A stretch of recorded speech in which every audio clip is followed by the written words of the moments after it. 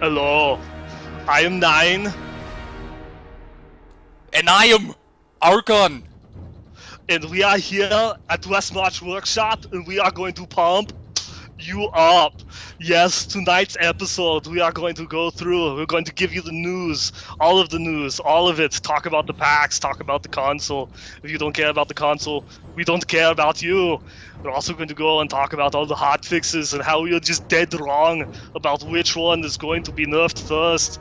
And then, of course, we're going to go and we're going to talk about which Demon Hunter build is going to be the best. See, I went and screwed it up, but I am in the Archon Arnold voice, so they won't even know. Okay, this is so unfair. You did not tell me you did an amazing Arnold Schwarzenegger impression before we started the show. I'm sorry. I tried my best to keep up with you here, but that was just epic. Uh huh. So my hat's off to your Arnold there. We shall see. I'm not even. I would do such little justice by going along with this that I can't even keep up. But awesome intro. One for the record books, I think. There we go. Now, if I only didn't screw up the names, which I am, incredibly bad at, as we learned in episode 2. It's okay. I couldn't even remember my name. I was so thrown off guard by your Arnold. I was like, wait, I didn't realize we had a guest host, Arnold Schwarzenegger, on the show today. I was not prepared, and then You are and then I not realized prepared. I was yeah, pretty much or Moldrin. I thought maybe he had stopped by too. I guess that also works. But yeah, well, welcome to episode 3, everybody. Yeah, maybe I'll start off with my week in gaming here since Nineball needs to rest his Arnold voice because he's already committed to do the entire show in that voice. I'm not sure if you guys. You say so. You'll be done. No, I'm just kidding, of course. But yeah, it was a good week in gaming up until the very end of it. I was having a grand old time. It just seems like right before Westmarch Workshop airs, we always get some crazy hotfix, right? Yeah, unfortunately. Though it's not there yet, so try and abuse it as much as you can. Yeah, we're even on Tuesday today, and we still got the hotfix like an hour before, or we got an announcement of the hotfix an hour before.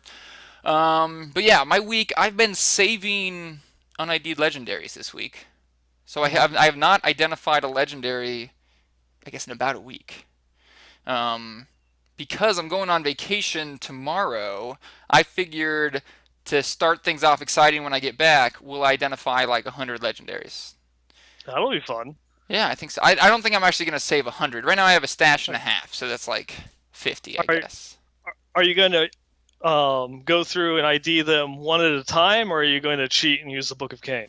Well, it would be fun to use the book in Kane if for no other reason, just to kick off everyone in my clan. Because Yeah, that will definitely be something. yes, I'm not sure. I'm sure a lot of you guys have realized it, but it seems like lag is ridiculous right now with like clan notifications and friend list notifications. Mm-hmm. Like every time someone logs on my friends list, I die. It seems. Oh, I just I've had a couple this weekend. I've heard some other reports on the East Coast that people have been having bad lag, and I've been getting little bouts of it myself, and that was intensified by for me, it's the achievement toasts. Whenever I see someone get an achievement, uh, no, uh yeah. I imagine being on hardcore would be even more intense. your heart skips a beat. Yeah. I'm just whining because I have to wait 5 seconds.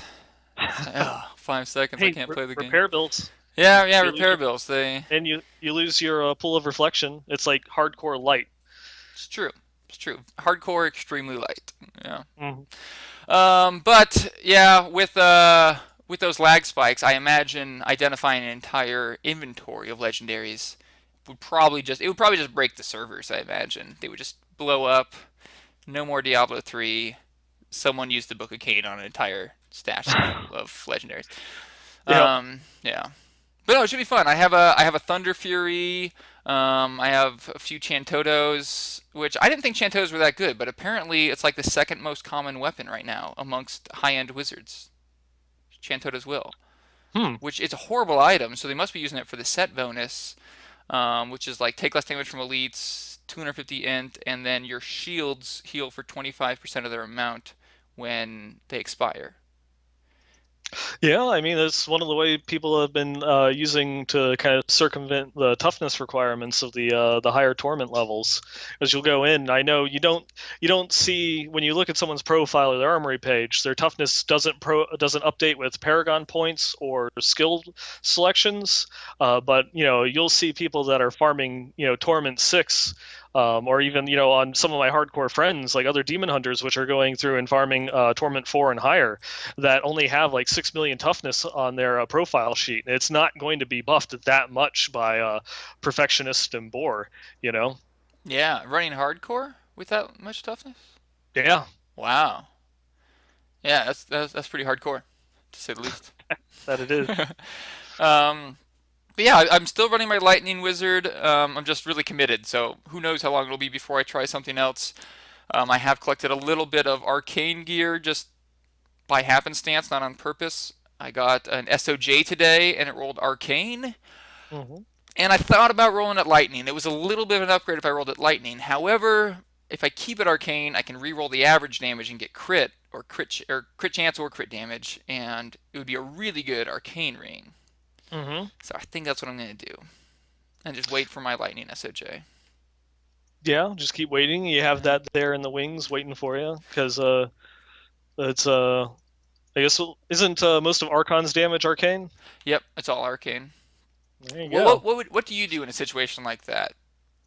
Would you, if you had a SOJ that rolled the wrong type of elemental damage, would you save it in case you need it for build and make it better, or would you re-roll it for your build? I think it would be determined by the secondary stats, kind of like what you're kind of going with there. Because Yeah. even if you got it over to Lightning, if it doesn't have one of the trifecta stats, then it's going to get replaced anyways. So you might Yeah. as well roll one of those secondaries into one of the good stats in order to use it for a different build. Yeah, that's what I'm thinking. So, thanks for verifying my idea there. I feel a little bit better about my decision. But also, yeah, even though I'm using Lightning, I started using Blizzard in my build. I didn't have enough crowd control, but I didn't want to lose a lot of damage going like Mirror Image or Slow Time. Hmm. And Blizzard, even though I'm Lightning, still does a good amount of damage. And I get that CC, and now using Cold Blooded, 10% damage to the group. It felt bad to me because I've up until now I've pretty much only used lightning spells because Hmm. I have like a 60 going on 70% lightning damage. It just feels not worth it to use cold spells, but so far I felt like it's worked out pretty well. Yeah, and I mean that also goes well, like you said, with the cold-blooded. So it just adds additional on to your actual killing blows or your killing spells. So. Yep, true story. And like Nineball was saying with nerfs this week, my shard of hate, my beautiful beautiful shard of hate that kills all the things for me. I've known it was bugged for a while, but yes, 1 hour before the show, turns out nerf and shard of hate. No, I should say Yeah. fixing shard of hate, Fixing, but fixing. effectively it will be a nerf. Yeah. So it was pretty much, how you called it in the last episode. Like pretty much to the letter. So what is it that they're changing about it? Yeah, so as I said in the last week's episode, the item says it has a chance to cast a spell of Mephisto's on elemental skill cast. So you cast lightning skill, it casts charge bolt, for example, but it's not a chance, or unless you count 100% as a chance. It casts every single time you cast a spell, and so I think most of us kind of knew it was bugged from the beginning. Some people were Hmm. in deeper denial and we're just like, no, it says chance. It just happens to be 100%. Um, but I think The most of us were in waiting for this. Yeah, in defense of that, I think that there's other ones. It might not be strictly Diablo, but I'm not thinking of anything right now, but there are other ones that say chance, though it's like a 100% proc. Though I might be thinking of WoW. Sorry. No, they're actually, I can't remember what item it is. There's at least one item that actually says a 100% chance, Hmm. which that's just the weirdest one. Like, why would you write a 100% chance instead of this happens? Yeah. But yeah, so they're changing it to what the tooltip says it was. I was kind of hoping they would pull what they did with Cold Blooded back in the day and just come out and be like, "Oh, the tooltip was wrong. It's supposed to say every time." Yeah. But my wishes were not granted. And it's Shard of Hate. I actually found out today is double bugged because the lightning proc on the weapon gets increased damage from plus to lightning damage, which is one of I think two procs that actually do that. So it seems like that's not intended. Hmm. I think they want that proc to be equally good for everyone and not just something for people who have bonuses to that skill. So Yeah. yeah, my days of Shard of Hate OP-ness are probably gone. But I do have a unidentified Thunder Fury, and if that rolls well enough, then I'll just switch over, I suppose. Yeah, and I mean, once we actually get the proper scalar on the Shard of Hate, it might still be a decent weapon. Though from what I remember you saying, that yours isn't actually, it didn't roll that high of damage to start off with, so it might not be enough to compensate. Yeah, probably not. It barely broke 2,000 damage, so Hmm. not the best weapon. That Yeah, for the legendaries, that is pretty bad. Yeah.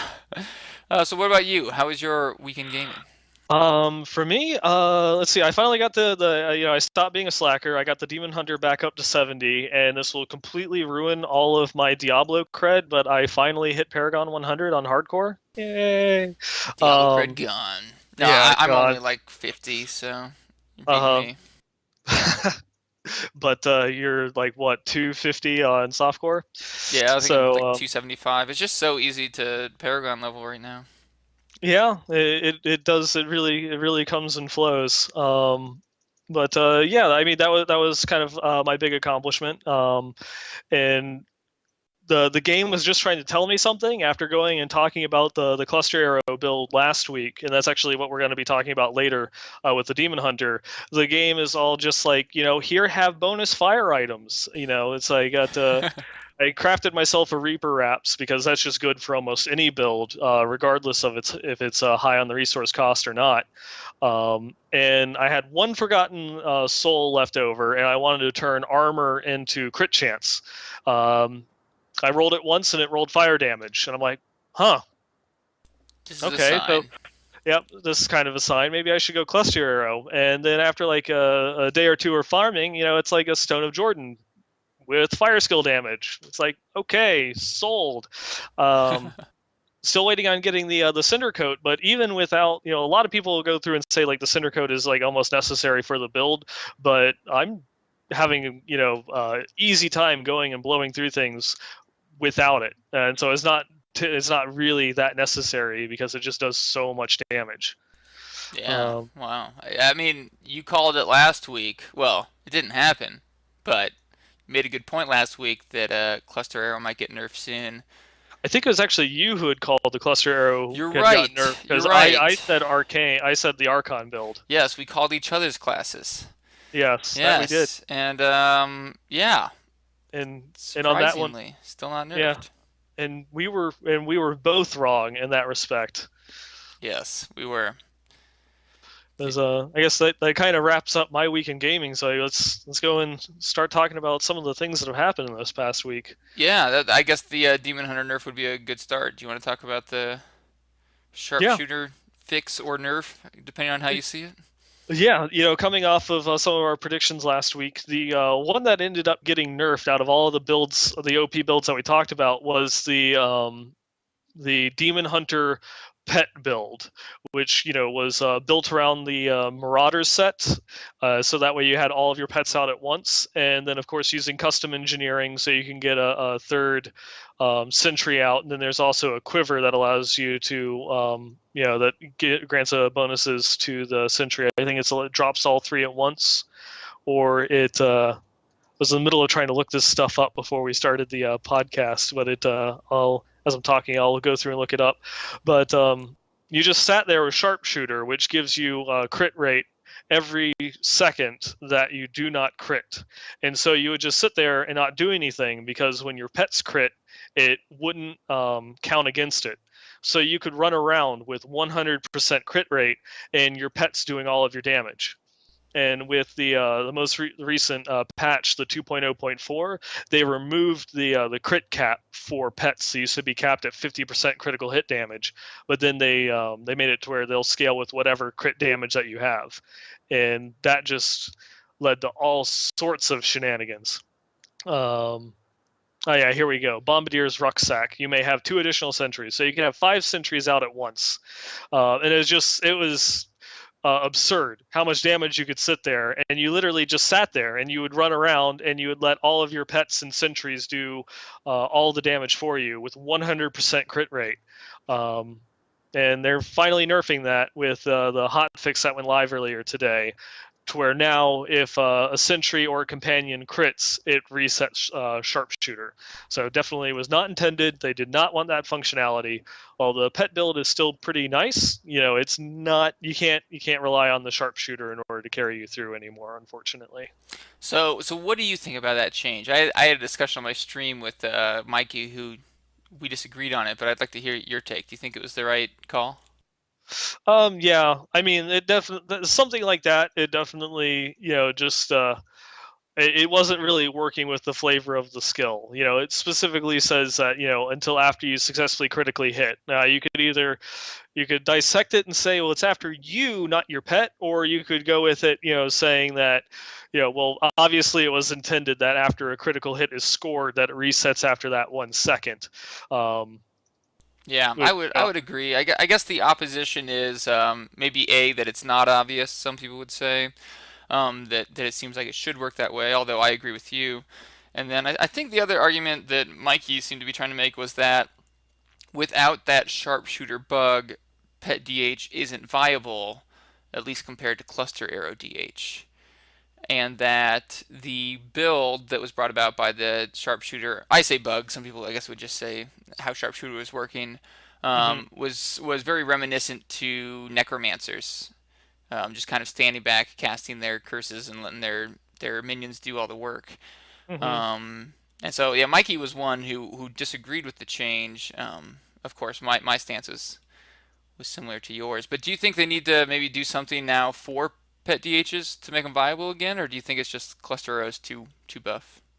No, I mean that comes down to efficiency. So it's viability versus efficiency. It might not be as powerful as Cluster Arrow, though that doesn't mean that it can't also still farm, the higher torment levels.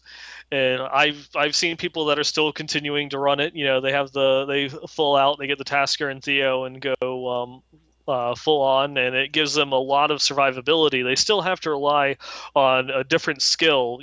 Some still go through and use Cluster Arrow. I think a lot of them use Elemental Arrow in the like kind of support that with the Kreider shot that makes Elemental Arrow free.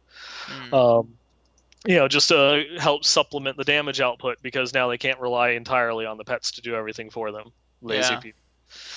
Yeah, I guess it's just too early to say whether or not it's going to be viable in the long run, but Well, I, yeah, I think it's hopefully. not really so much that it's viable in the long run. It's viable now. People are still going through and using it, effectively. Obviously, it's not as good as it was, and it does kind of now pale in comparison to Cluster Arrow. But does that mean that it has to be? Does everything have to function at the level that Cluster Arrow does in order, to be usable, or are there other things that can still farm, um, that might not be as efficient? I think this. I guess here's where we come from two different worlds, and I imagine on hardcore, pet build will always be viable because it does add a certain amount of toughness. But I just feel like at least on softcore, I guess on hardcore, on just on a different level, I think efficiency is all that matters. Yeah, I mean that is true. Yeah, that is again like going back to the discussions that we had in episode one. Talking about efficiency versus fun, where some people find the efficiency fun, whereas other people just they want to be able to play whatever they want, and having the capability of doing multiple builds is definitely a great benefit, and having them all say clear times within 10% of one another would be a godsend, but we'll have to see how that comes. Some other build waiting in the wings that no one's discovered yet or people are keeping under wraps that just hasn't gotten around yet. Yeah, I think it's definitely possible, although increasingly less likely that new builds will come out as time goes on. Hmm. Um, but yeah, I understand the argument that it's okay if this build isn't quite as efficient. It's still fun and people will play it. However, my question for anyone who has that view is you seem to, is wouldn't it still be better if all the builds that were fun to play were equally as efficient as well? I mean, that definitely. Uh, who would say who would answer that question? No, you Correct. know. Yeah. Right. Um, but unfortunately, you kind of have to take into account that that is never going to happen. I mean, any MMO, just WoW in particular, is going to be a great testament of that. Where when MOP, all of the classes are as balanced as they've ever been, and they're usually within somewhere between 4 to 6% of one another. But that 6% DPS is enough to say that class is garbage. You know, No, yeah. absolute garbage. And so it's kind of one of those ones where it's like if they can bring them into that close of a level, that's fine. If multiple builds can clear within 10% of have a 10% clear times for rifts or bounties or anything like that. For me that's fine. I don't need them to be razor's edge balance as long as there's multiple builds that I can choose from and have fun with. Yeah, I agree. I agree you're never going to get them perfectly balanced. I agree that 5% variance is fine. However, I just feel like a lot of times, and maybe it's too early to call to say how much more efficient Cluster Arrow is than Pets, but I think if it's at the point where one of them is um, definitely more efficient. If the player base and the devs agree this is at least slightly more efficient than this one, I still feel like the correct thing to do is to buff the one that's less efficient. Like even though you're never going to get perfectly balanced, I think perfectly balanced should always be the goal, and all the changes to builds should be in that direction instead of just saying like, well, you know what, it's still fun, it's fine, let's just leave it. Yeah, I mean that is. I think that's actually going to be become more of an issue in 2.1 when they introduce tiered rifts. Yeah, and You tiered know? rifts I think will help a lot because I guess we'll see how it's actually implemented, but it does seem that like at least for the earlier tiered rifts, whether you can clear it or not will be of much more importance than how quickly you clear it. And so some of these builds that aren't normally efficient just farming wise, I think will become viable specifically for tiered rifts. Yeah, no, that's something that will definitely be seen. I think we'll probably. Um, and the nice thing about tiered rifts is since it's always going to be the same, they're actually going to have a good metric that they can weigh things against. Because they'll actually be able to see this is the same set, same spawn, same enemies every time. What's clearing faster? What items, what builds, what skills are people using? Depending upon the types of enemies that you get. If you have a tiered rift that's nothing but shadow vermin, cluster arrow is going to suffer because they have such a low chance of dropping health globes. You're going to be hatred starved even with preparation, without twisting it around and putting a Night Stalker, but even then it's going to be definitely nowhere near what it is now. So there's definitely some things that you could see some variations depending upon what's thrown at you. But getting that actual empirical data, I'm sure will help the dev team see what really needs to be addressed and what doesn't. That's true. And I know we're kind of rambling here on the same topic, but hopefully it's interesting enough because I'm wondering if it gets to the point where certain builds are viable for doing tiered rifts, but are just Mhm. horrible for farming. Does that build need a buff? Is it okay if that build's only good for tiered rifts, or like where does the priority lie in terms of balancing? Which Mhm. builds farm the best, or which builds can get the furthest in tiered rifts? I mean, for when it comes to a question like that, I'd be perfectly fine with it being okay in tiered rifts and not being okay with farming because you have the ability to swap out with no cost whatsoever. And it's kind of one of the things being a Diablo game, it doesn't really need to be great at doing everything. You can have things that just are good at one thing. Kind of like what is it? One of the age-old things in Diablo 2, a whirlwind barb versus a frenzy barb. Whirlwind barb can go through and kill trash. You can farm the cow level or whatever it is that you want. To your heart's content. But as soon as you actually want to go through and like do a Mephisto run, you're going to be sitting there for an hour or two. Whereas a frenzy barb couldn't kill it was so slow at killing monsters because you had to kill them one at a time when there's 50 things on the screen. But when it came to bosses, it was dead in 2 seconds. It's like, what do you do? What do you play? And you kind of have back then, of course, you had to have two completely different barbs if you wanted to do that. But it's there's some people. Well, I mean, most people did that. Yeah, Yeah, and they had the different things. But yeah, I definitely agree with you there. I wonder looking what at the they'll put more weight on though. yeah, I would hope that they put more weight on at least making more things viable. And by viable, I mean actually being able to like handle tier 6 and not take an hour to kill a mob than they would be on making sure that everything is, razor balanced. Just as long as we have more options for the casual player. That's what's going to keep the casual player. That's what's going to keep the community going, more so than anything else. But I think that this has actually gone off on a pretty big from discussing hot fixes. Yeah, maybe we should rope it back in. What Uh, other news did we have this week? um, let's see. They fixed Crusaders, so they fixed another skill that you could kill yourself with a Crusader. Because when the patch last week went live, you had what was it, Blessed Shield Shattering, the Shattering Throw. It could actually bounce back and kill you. Apparently, Consecration Shattered Ground. The hotfix was Crusaders will no longer damage themselves with area damage when using the skill. So it seems anything with Shattered, Shattering, or whatever was just very bad for Crusaders in this last patch. Hmm, getting shattered. Yep. Yeah, makes sense. Well, Yep. poor Crusaders. Poor Crusaders. They're unkillable. Yeah. Um, and the only other thing is the patch that just got announced, a little while ago, the Shard of Fate fix, which has not yet gone live as of now. As long as refreshing this page actually goes through and gives us an up-to-date listing. That's pretty much as far as the official things have gone. Of course, anyone that's been paying attention knows that PAX East was this weekend. Yes. Yeah, and we got to see a lot of things with the console, the PS4 version, the Ultimate Evil Edition for Reaper of Souls, and they had a lot of really good things. Did you look at any of the coverage on PAX East? I did not. I think I'm gonna have to let you take this one because just the console version just doesn't intrigue me too much. If I'm being completely honest, I not that it's not enjoy. It's a great version of the game. I enjoyed playing it, but I just don't see myself returning to it.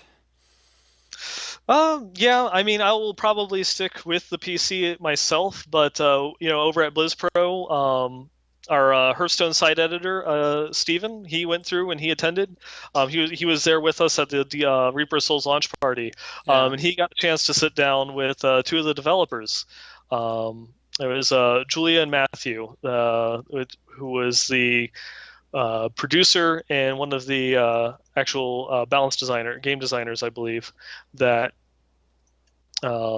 were there in attendance. They had a very small team for the Diablo console at PAX, and he got to sit down and play and talk about some of the changes they were doing. And there was one thing that I am actually jealous of as a PC player, and that is your destruction bonuses, your kill streaks, things like that.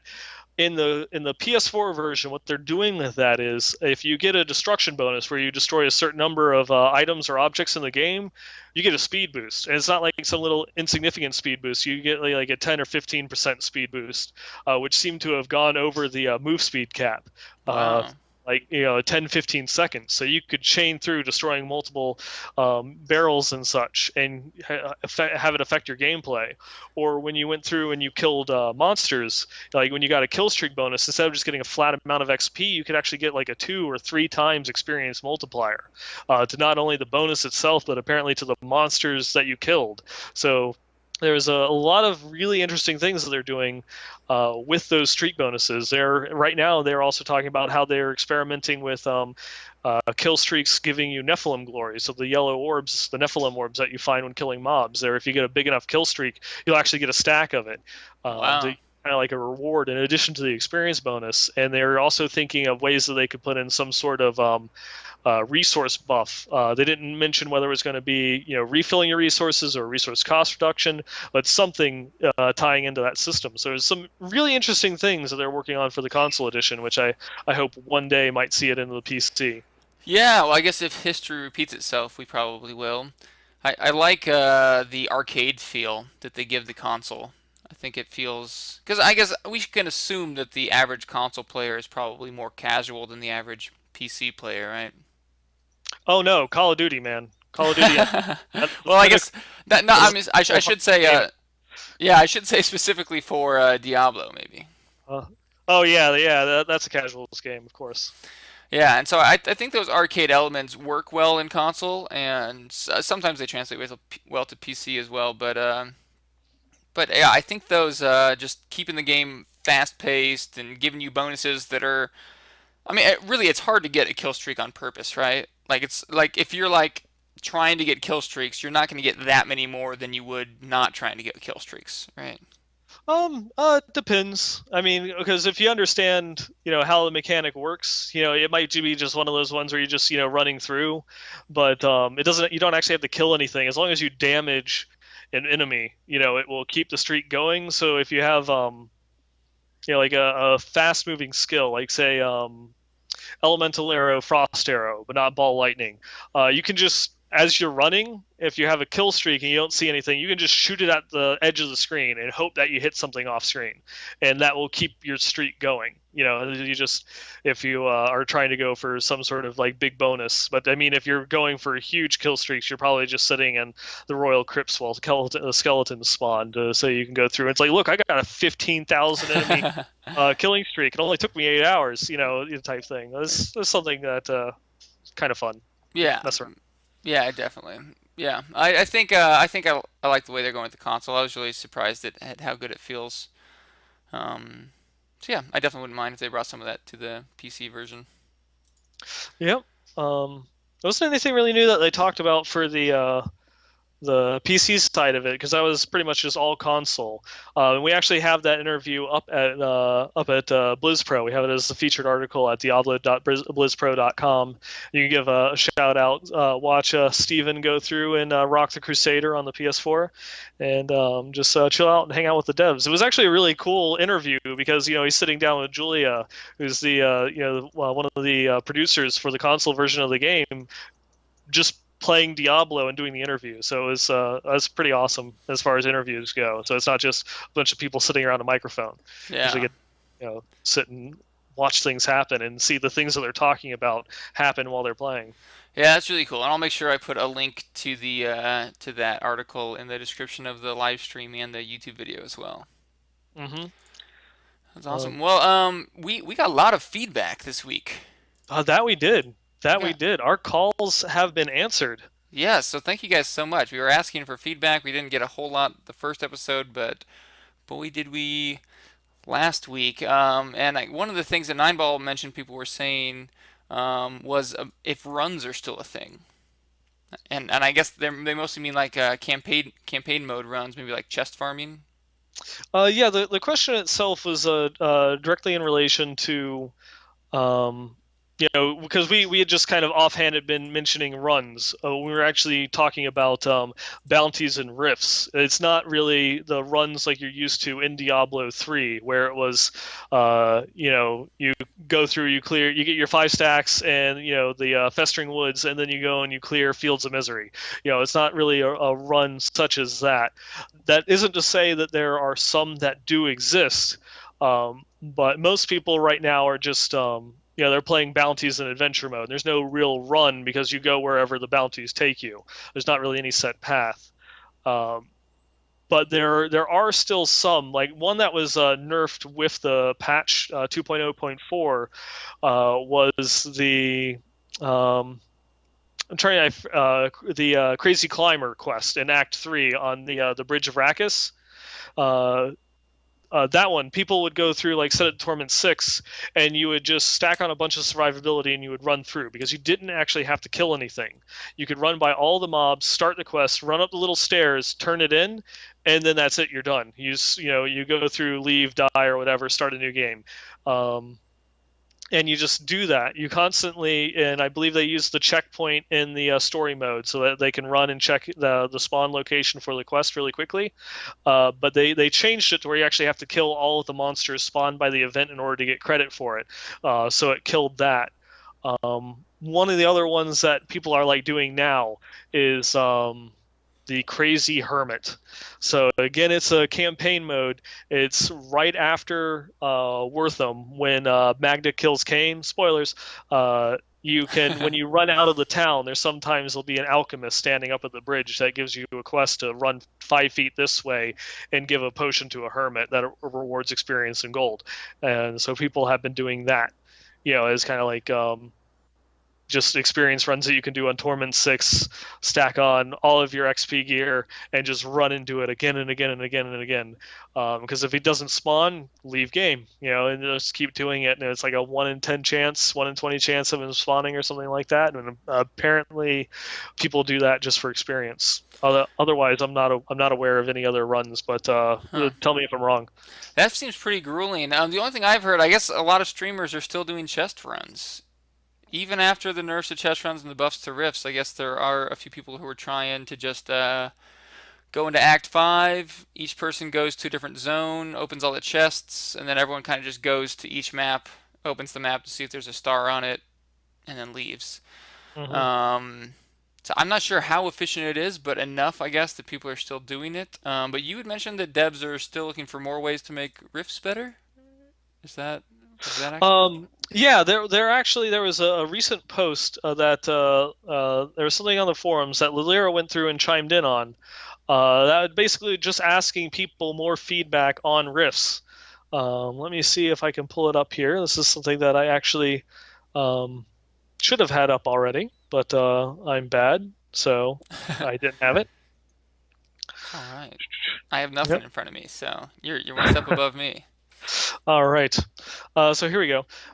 Yeah, she just wanted to go through and jump in and ask, a couple questions to the community that, like, say, after you killed the Rift boss, would you still prefer to finish clearing out the rest of the Rift before you're able to collect your rewards? Or are you fine with the current system where, you kill the boss and then that's it? You leave, close the Rift, and start a new one. And then also if they feel as um, if they feel that there's a good balance between playing rifts and everything that's not a rift. That's kind of like open. Are you okay with rifts being the absolute best way of getting legendaries and farming for items? Would you prefer something else that might vary it up a little bit? Do you not care that they both be balanced? And then the final question was closing rifts in a group. In case you didn't have a chance to fully clear out everything, the boss is dead, but you still wanted to clear more, or you still have stuff on the ground, but someone in your group, clicks to close the rift. Is that something that personally affects you? Do you view that in negative light, or there's any changes that you'd want? That you would like to see. There's definitely something that they're still really focusing in on rifts, and as we mentioned earlier in 2.1, one of the big things is going to be tiered rifts. So I hope that you really like rifts, because that's that's what the future is going at right now, unless they come up with some other things. But yeah, rift. Rift, rift, rift, rift, rift. I don't see another option to rifts being the best way to farm right now.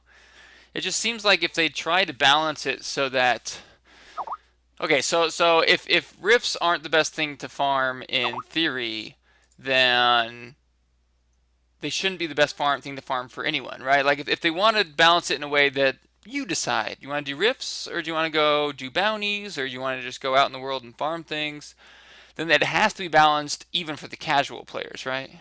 Yeah. And if you balance it for the casual players to where you can just go wherever you want, farm at everything, it's equally balanced, then I feel like it's impossible to keep certain runs from becoming just the best thing to farm.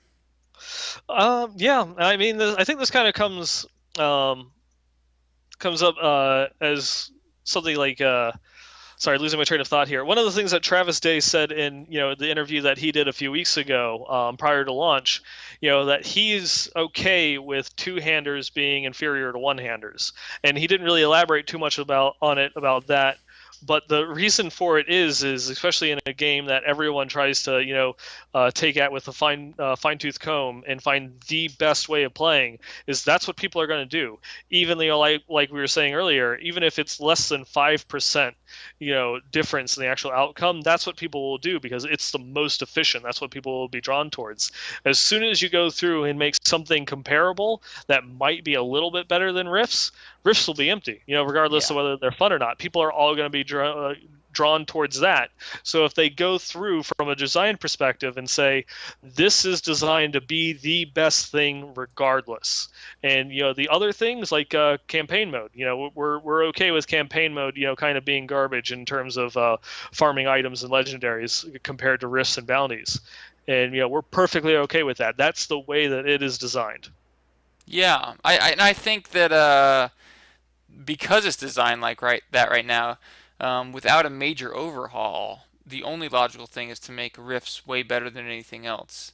And maybe if you want players to do bounties more, then make it cost more rift fragments to open a rift or something like that.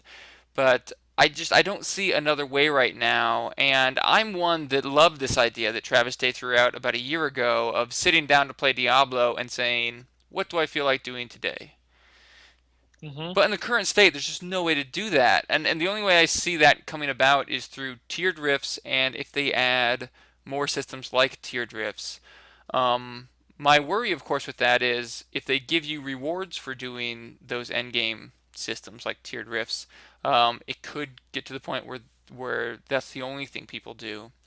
And if they don't give rewards, then it seems like over time they might seem kind of pointless. Yeah, I mean that could go back into the way that they do the Ubers, and kind of is hinted at. We don't really have too many details about the tiered rifts that like with the tiered rifts, it might be that you have to farm bounties and you have a chance at getting the key, in order to do a tiered rift, and then once you clear that first tier, then you get the key for the second one, so on and so forth. But if they make it something that's kind of gated, where you have to go and you have to farm parts to open up a key or to open up, the Ubers or something like that, that, kind of puts you into the different aspects of gameplay in order to do other parts of gameplay. That might be something that the developers could toy with a little bit, but that also means that it's like, I only want to play to do this. Why are you forcing me to do that? Yeah, yeah. And I think it was actually there's already someone Hobbs, no, not Hobbs. Where is it? No, sorry, reading the wrong name there. Iramu in chat there is going through and talking about that he thinks that rifts should cost less. He doesn't want to do bounties. He just wants to do rifts. Why are the two connected? You know. Yeah, well, I guess the problem, and it's a good point to make, and maybe a reason why we need a major overhaul eventually, is that if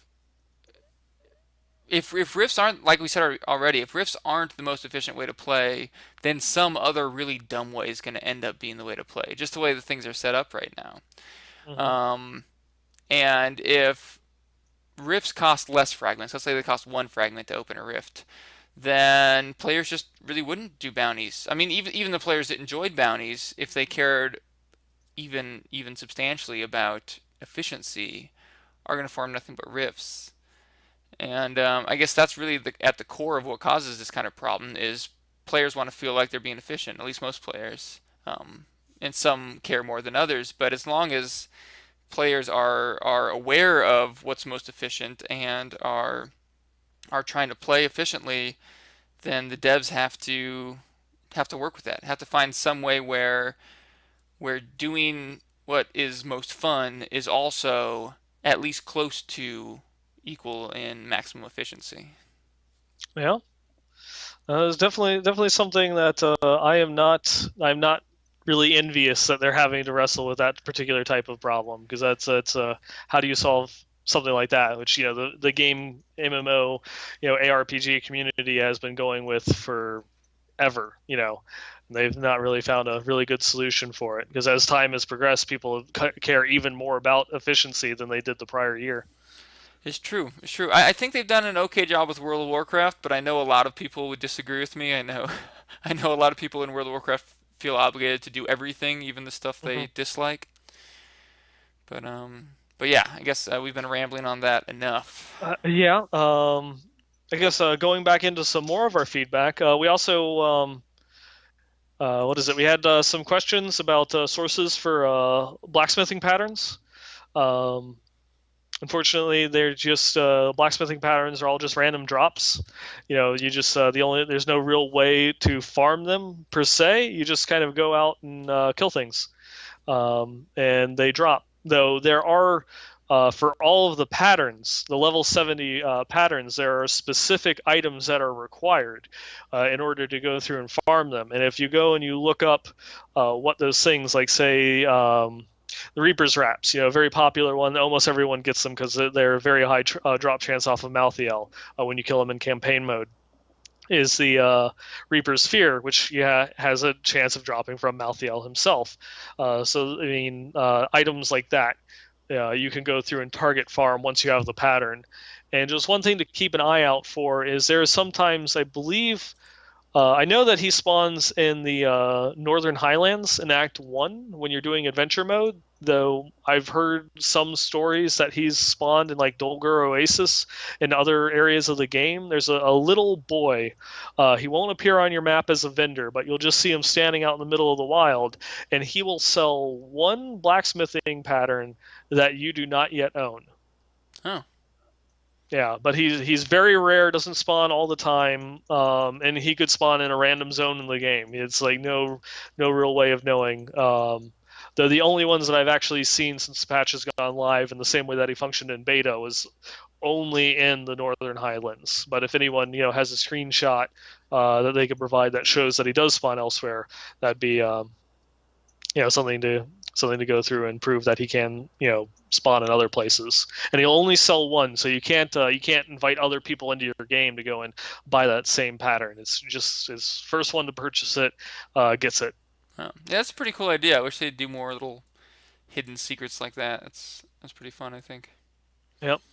Um, Yeah. we also had some questions on thoughts about like the lore and ending of Reaper of Souls, where the game might be going.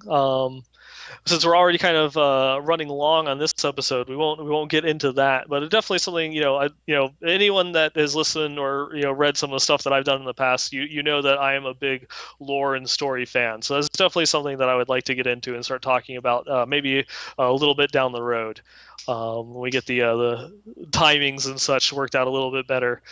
Um, and then, of course, there's just some suggestions I also saw for making sure that we put the builds up on the screen. And there's also another one. I don't know how you feel about this, considering it's only our second episode that got this suggestion. But talking about getting a third host or talking about special guests.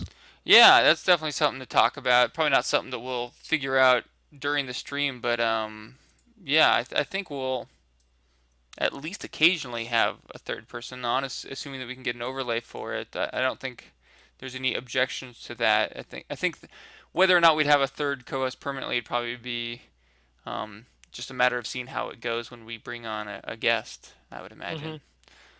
But actually, the feedback that I really liked, and if you're cool with it, I say we just start this, was the item of the week idea. Yeah, that one was definitely good. Yeah, so basically what they were thinking is if you guys find a particularly good item or maybe a particularly bad item, I don't know, for some reason an item that's memorable in some way or worth showing, you can submit it to the show. You can submit it to either of us at Twitter, at Argon the Wizard, at Nineball Gamer. Soon we'll have at Westmarch Workshop, I believe. Or you can send it, Yes. or actually probably the easiest way to send it to our email, westmarchworkshop at bluespro.com. That's correct. Yeah. That is Westmarchworkshop that is. at bluespro.com. So, Yep. And yeah. And that suggestion, came in from Jacob. Well, email address is Jacob, but it's until next time, Teddy. Okay, So Jacob Teddy Teddy. slash Jacob. J- Thank you definitely for that suggestion. It's something that we will going forward. So if you have an awesome item, a godly roll or a great legendary that you'd like to share, by all means, go ahead and throw us your screenshot. yeah, and I guess I don't know if we'll have an item every week because I imagine we don't want to force a bad item on the stream. But if we find good items, I think we'll do that whole item of the week thing. It sounds like a cool idea. I am all for forcing bad items. If we had one suggestion and someone went through and put in cracked sash, I will throw up cracked sash. Yeah, If someone wants to go through and link me that they found a Death's Web from Diablo 2, which I don't think actually exists because I've never seen it drop in 10 years, I will put that up on the that would definitely be worth. stream. I think that would be worth showing for sure if we. That would be, and then someone is going to go into Atma, spawn it, in a hacked game, and just be like, "Oh, look, I found it." No, it's BattleNet or it doesn't happen. But even then, hacked items, so whatever. Yeah, well, so there's some motivation to send us a good item, so we don't waste our show talking about some gray item that was the best thing we got that week. Yep. And if I don't have someone submitting an item from D2 within the next couple weeks, I will be a sad panda. All right, well, I think that probably brings us to the final section of the stream. Are we ready for the build? Yes, that we are. And like we mentioned earlier, we'll be talking about the Demon Hunter. I know we're kind of starting to run a little bit long, so we'll keep this a little bit on the short side, but definitely going to go through. Let me go ahead and share the screen here. All right, here we go. This is our first time trying this transition into gameplay. Oh, there we go, looking good. All right. I am very relieved that worked because I had no idea what was going to happen when I hit that button. All right. You didn't know what I might have up there. We had no idea. Anything could have shown. If you guys don't know what's going on, we are. Yes, Nineball is screen sharing his screen with me through Skype, and then I'm window capturing it into OBS to stream to you guys. So technology. Yay! Anything could happen here. So resolution's a little low, but hopefully you guys can still see it fine. Yep. Hopefully it won't. I know we were having some lag with movement and such beforehand, so hopefully it won't be too bad.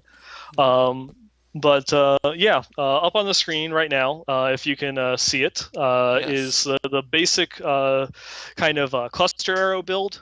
And of course, everything revolves around, the namesake of the build itself, cluster arrow, which the rune that you use is loaded for bear, and that goes through and ups the initial fire damage for the shot up to 770%. And then, of course, afterwards, you have a couple little grenades that fall out and, hit for another 220% as fire. And so everything is built around that skill. So for items, you go through and you stack on as much fire damage as you can, as well as, obviously having a fire skill, Stone of Jordan, will up the damage on it, as well as, giving you that incredibly huge bonus damage to elites, which helps you kill things at the higher torment levels. And one of the other almost like near required items is the Reaper's Wraps, which is going to give you resources back whenever you pick up a health globe. And because you just slam enemies so hard with this skill, you can easily 1- and 2-shot enemies depending upon your damage and your difficulty. And basically force them, past some of the 25% marks to get them to spawn orbs, or just flat out kill them, one at a time or multiples at a time, spawning more health orbs that you pick up, and you get to full hatred. Going back into the rest of the skills are all designed to support the build itself. So your primary is Entangling Shot, and for that one you use Justice as Serve, which increases its hatred generation up to 6, because Cluster Arrow is a very, very expensive skill. And so anything that helps get your hatred maxed is great. This one not only gives you that improved hatred generation, it also makes it a fire skill, which you're going to be stacking anyways. So it makes that a very powerful, if kind of limited single target skill. Some of the other ones is, of course, preparation.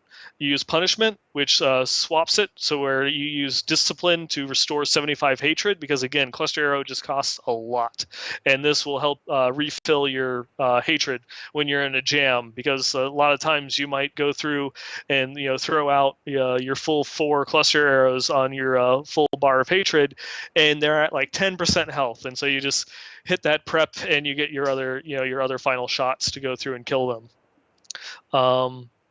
From there, is kind of up to personal preference. Because I'm a hardcore player, I have a bunch of defensive skills. So I'm using Shadow Power, Blood Moon, which increases the life on hit. So that way I have a little bit more survivability, combined with Smoke Screen, Lingering Fog.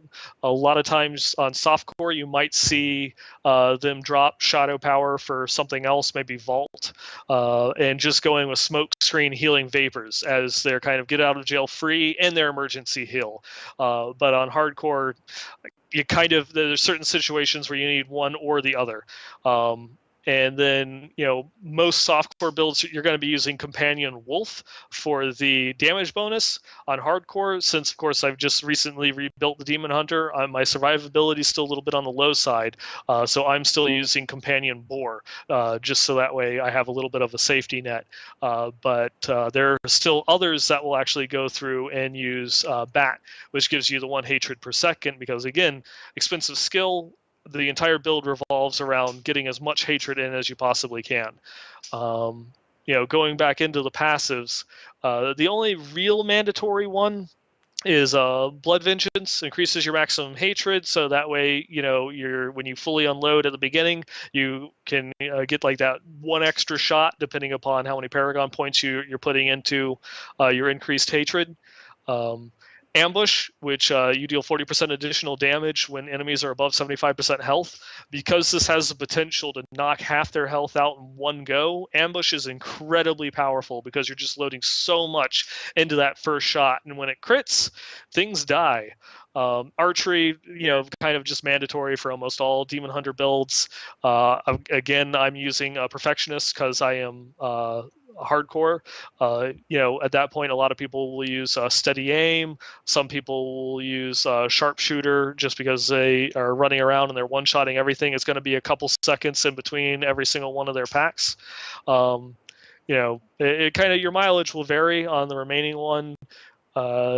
If you don't have a lot of discipline to start off with, you might, and you're just starting off, this is more of a softcore build, you might want to use Night Stalker.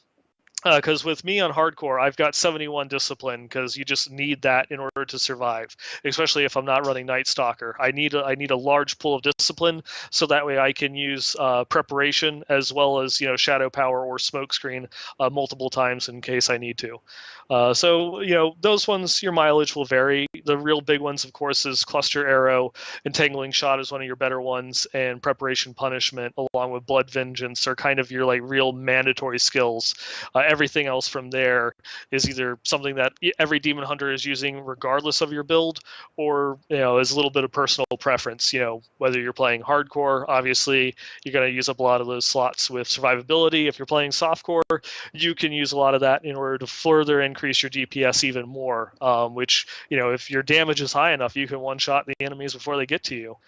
Hey, what about Paragon points? Do you have recommendations for this build? Yeah, for Paragon points, pretty much for myself, I'm putting points into critical hit damage. I've got 50% crit chance already. I could up that a little bit more because that first crit with the ambush bonus on it is just really mission critical. So I've kind of been going back and forth. Because I'm like 50% crit, getting that little bit extra crit chance, I don't notice any difference, whereas I definitely notice the difference with the 25% crit damage. If your defensive skills, pretty much always put your points into resist or armor, even if your life percentage gives you more toughness, because that doesn't actually increase your survivability.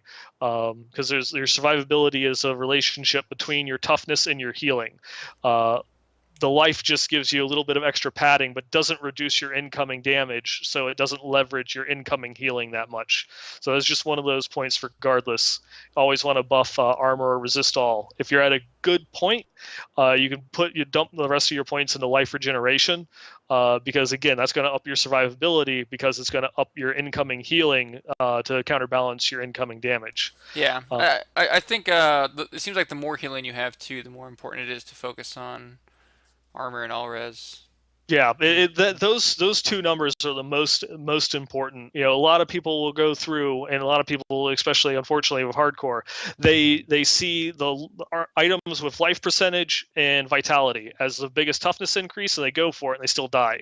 The reason is because they don't have enough healing to compensate for the amount of damage that they're actually taking. The toughness is just how quickly you go from 100% to 0, but you're not just going on a straight drop. You have healing that helps you pick that back up. The resistant armor really is going to what helps leverage you there. For utility, for hardcore, life on hit, softcore, resource cost reduction. Unless you're confident if you're a hardcore character, then put it a resource cost reduction because, again, very expensive skill. Every point that you can shave off its cost lets you get closer to casting another one. And then, of course, what I'm saving for last is the core points. I still feel that having max movement speed is going to be your greatest benefit for your clear times, whether they're rifts or running bounties.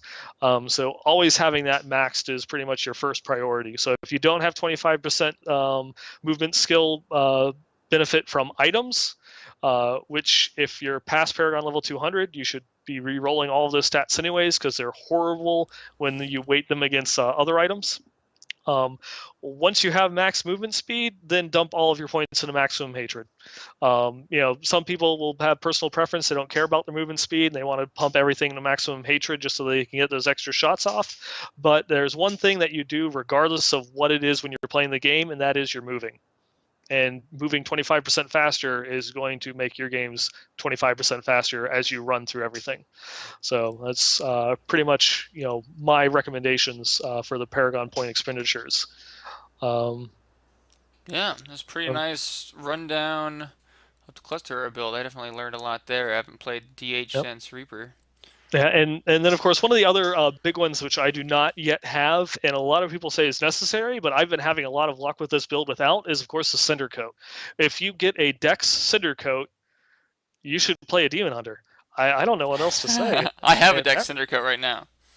There you go. Wizard. Start leveling your Demon Hunter, man. Because not only does it give you bonus to fire damage, it gives a massive resource cost reduction to fire skills, which makes it to where the more cluster arrows you cast, the faster things die. So just a lovely, beautiful item. And let's see.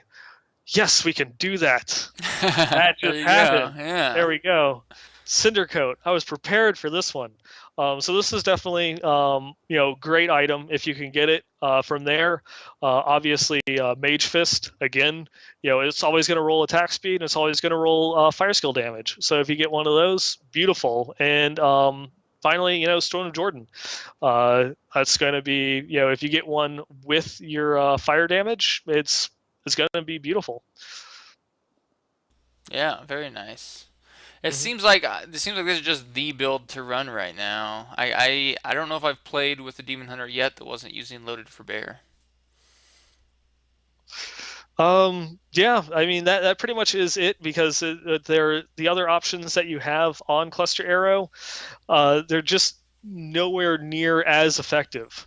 I mean, even like the Maelstrom, kind of, which you might think because it gives you the life return, is ruined because it changed it from fire to physical, which is one of the weakest bonuses that you have for the elemental skill damages. We mentioned this briefly on one of the previous podcasts that one of the other things that not only is Cluster Arrow just already such a powerful skill, you have more items that buff fire damage than you do like any other elemental type in the game. So it's leveraged even further for the fact that it's fire. And we'll see how the devs react to that. I doubt that they'll go through and nerf the items. I would hope that in subsequent patches, since they're still working on, they already said they're gonna be adding new items, new sets in the future, that they come out with something and maybe keep a little bit better eye on how they're doing with elemental damage types. Yeah, I definitely agree. I think anytime they can fix something through adding new legendaries, that's probably the most fun way to fix the problems we have. Mm-hmm. If certain builds aren't viable, adding legendaries that make those builds way more powerful is, I think, yeah, just the most fun way to fix it from the player's standpoint. Yeah, I mean, definitely. Everyone loves buffs. Nobody likes nerfs. We might agree with it and say, yeah, it kind of needed to be fixed, but obviously, especially Shard of Hatred. Sad Panda. Yeah, I mean, I know they're doing the right thing, but it's still hard when you're using it. So let's have to switch over to Thunder Fury or something, I suppose. Well, does that wrap up our build section and episode? Yeah, I think that might be it. Obviously, definitely appreciate the feedback that we got this past week. I was really surprised with all of the emails that we got.